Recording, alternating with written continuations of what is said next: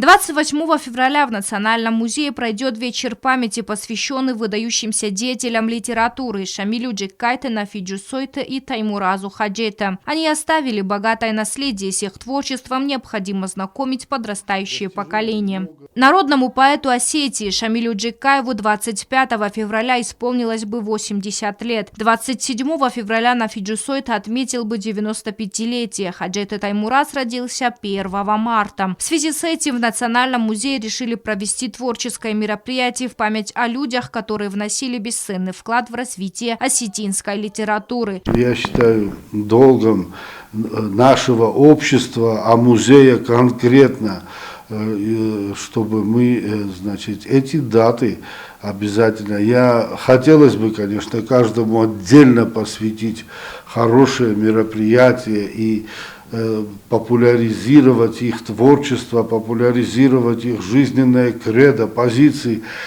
Но вот через день как-то получалось, да, 25, 27 и 1.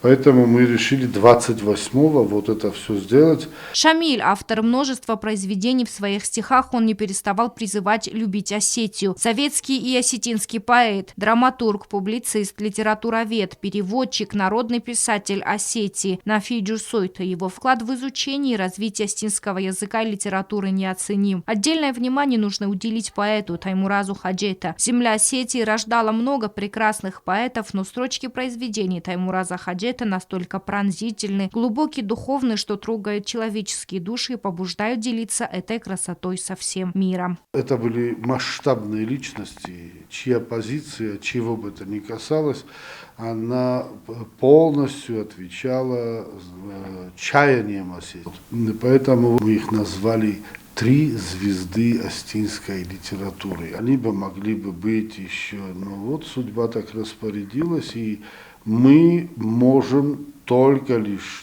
не забывать их.